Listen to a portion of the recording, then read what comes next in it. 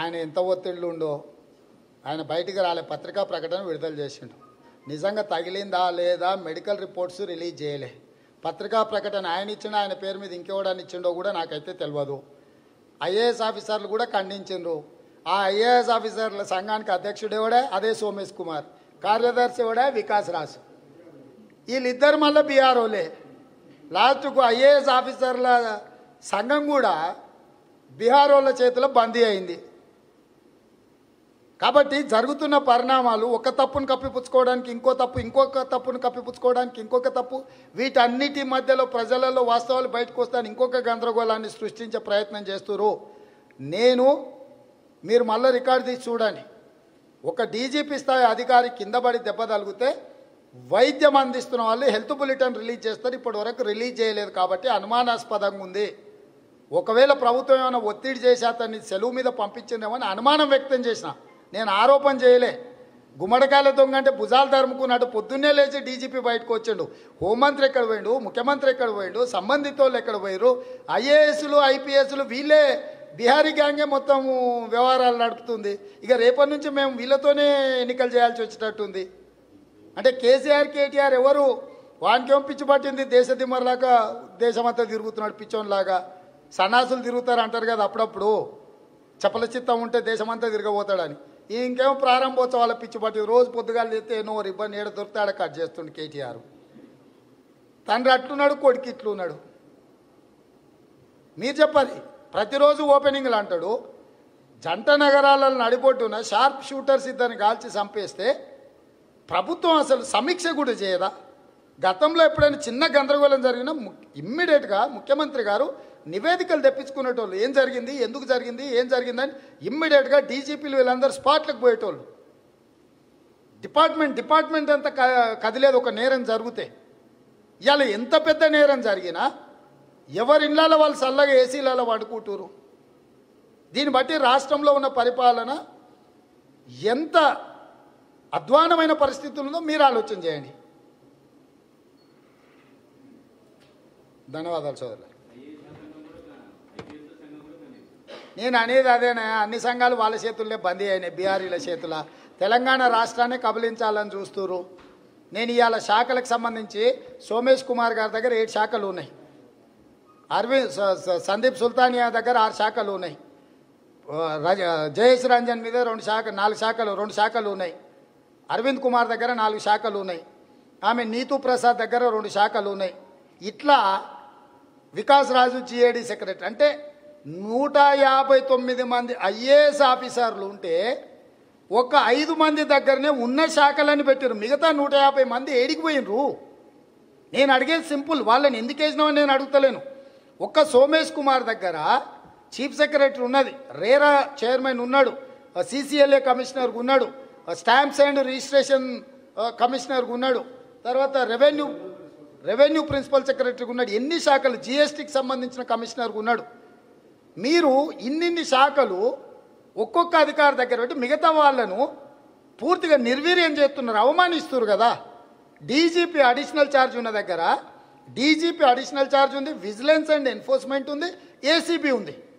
ఒక్క బీహార్ అంటే అసలు DG cadre vigilance and enforcement post, ACB director అంటే DG cadre, as it is DG cadre.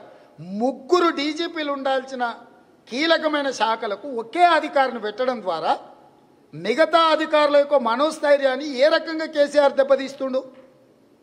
Sandeep Kumar సుల్తాని అనేవాడు చాలా జూనియర్ ఆఫీసర్, ఆయన కంటే చాలా సీనియర్ ఆఫీసర్లు ఉన్న అధికారులను ఆయన కింద జూనియర్లుగా నియమించిండ్రు.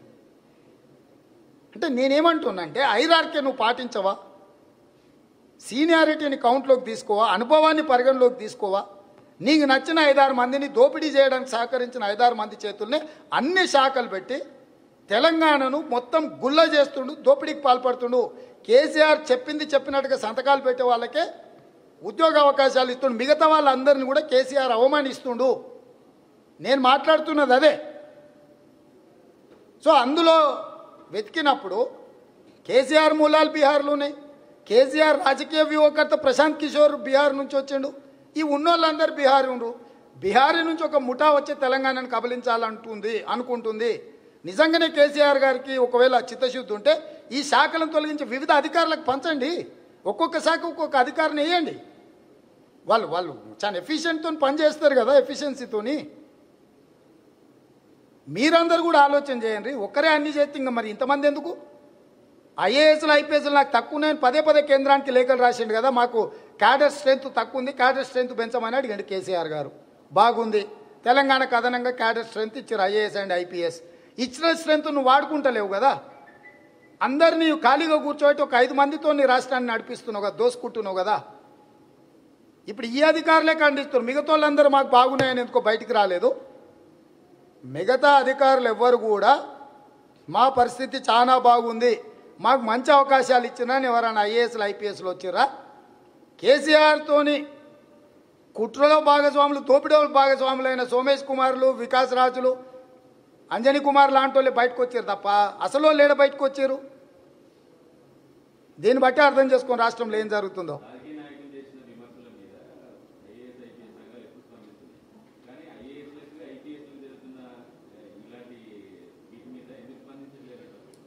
నేను అనేది అదే, కేసీఆర్ చేయాల్సిన పనులని వాళ్ళే ఎత్తురు. ఇంకొక ఆమె, ఒక మేడం ఉన్నది, ఆ మేడం పేరు ఎందుకు కానీ, ఆమె ప్రభుత్వం యొక్క విచక్షణ అధికారుల నియామకాలు అని 317 జీవో వచ్చినప్పుడు కూడా ప్రభుత్వం పరిపాలనలో భాగంగా ఎక్కడ బదిలీ చేస్తే అక్కడికి మీరు వెళ్ళి ఉద్యోగాలు చేసుకునేది. ఆ అమ్మగారిని కుక్కటిపల్లి నుంచి ఎల్బీ నగర్కి వేస్తే రాత్రి జీవోలు మార్పించి మళ్ళీ కుక్కటిపల్లికి వచ్చింది. ఆ అమ్మకు కుక్కటిపల్లి నుంచి కదలదంట, 10 ఏళ్ళు ఆయన అక్కడనే ఉంటుందంట ఆ అమ్మ.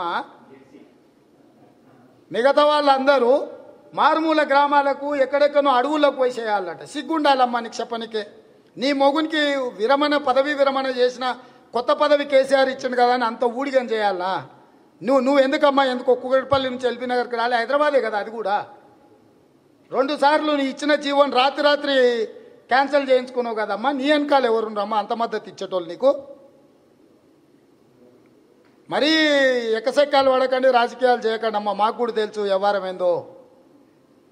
అతి తెలివితేటలు ప్రదర్శించొద్దు, ఈ అధికారులకు చెప్తున్నా. వస్తుంది ప్రభుత్వం, కాంగ్రెస్ 12 నెలలు ఉన్నది, చిత్తపండు అవుతుంది వీళ్ళందరికీ ప్రెస్ నోట్లు రిలీజ్ చేసేటోళ్ళకు.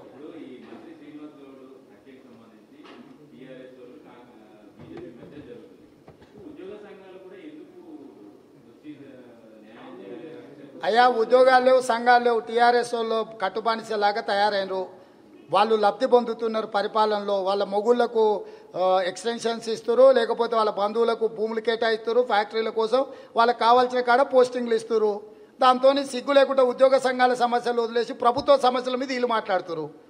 వీళ్ళకి నిజంగా బుద్ధి ఉంటే అన్నం తినేటోళ్ళు అయితే 317 జీవో వచ్చినప్పుడు ఎందుకో బయటకు వచ్చి ఉద్యోగ సంఘాల గురించి మాట్లాడలేదు. ఉపాధ్యాయ నియామకాలు లేక దాదాపుగా 5-6 వేల పాఠశాలలు మూసిండ్రు. ఎందుకో ఈ సంఘాలు బయటకు వచ్చి ఉద్యోగాలు భర్తీ చేయమని లేదు. ఇవాళ పని భారం పెరుగుతుంది. విఆర్ఏలు వాళ్ళందరూ ఇస్తామన్నారు, ఉద్యోగం ఇవ్వలేదని వేలాది మంది కదం దొక్కుతారు. వాళ్ళ గురించి ఎందుకో ఇంద్ర పార్క్ దగ్గరికి రాలేదు. ఫీల్డ్ అసిస్టెంట్లను 6,000 మందిని తొలగించిండ్రు. కేంద్ర ప్రభుత్వం ఇచ్చే నిధులు కాదు వాళ్ళకి ఇచ్చేది. ఫీల్డ్ అసిస్టెంట్లను ఎందుకు తొలగించారు, వాళ్ళకి తిరిగి తీసుకోండి ఈ దిక్కుమాలిన సంఘాలు ఎందుకో మాట్లాడతలేవు.